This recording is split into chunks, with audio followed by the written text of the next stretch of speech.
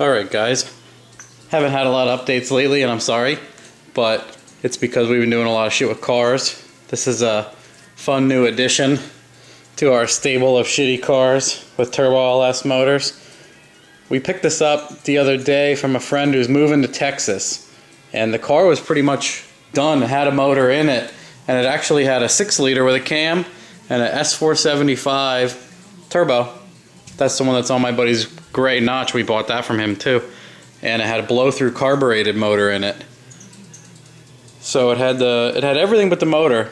He hurt the motor, took it out, built that RX-7 that he has. So this is a 1980 Pontiac Sunbird, which is like a Monza, I hear. Chevy Monza. It's this little car. It's not that light. I think it's 3,000 pounds. It'd be like 32 with a driver, 200 pounds. But what's nice is it has a cage already. It has more than half of a mini tub kit done. Brand new 275s and wheels on it. It has the battery in the trunk and a battery shutoff that actually works. Stepping on shit.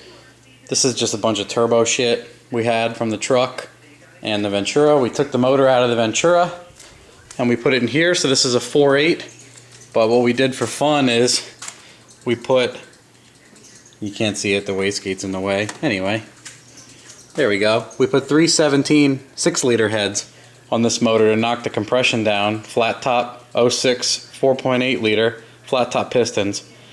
This is the turbo kit that he had on with the S475, so we just modified it to clear the truck accessories and keeping in tradition, make it all ugly as possible.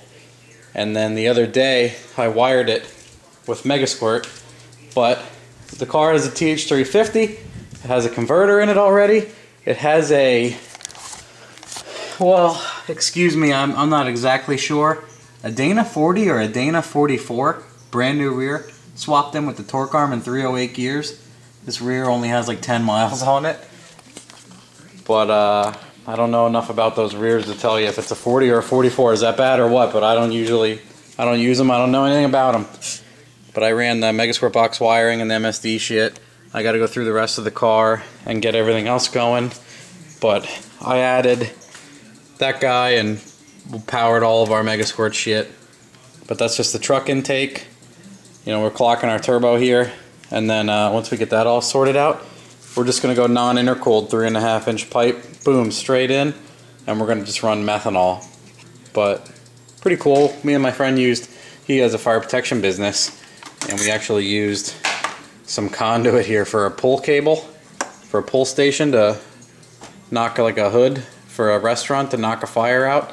We replaced that in the center here, ran steel cable and just crimped it right there. So you get the stock throttle through the pedal and everything. But this is a pretty neat car. It's got the stock tank in it that's already sumped and everything. It's got race seats in it already. It's got a fuel pump bracket. I think that's a 255, the sump tank. What we're going to do is feed the 255 into a 044. That's kind of what we have on the other car, and it made 600 to the tire. We had plenty of fuel.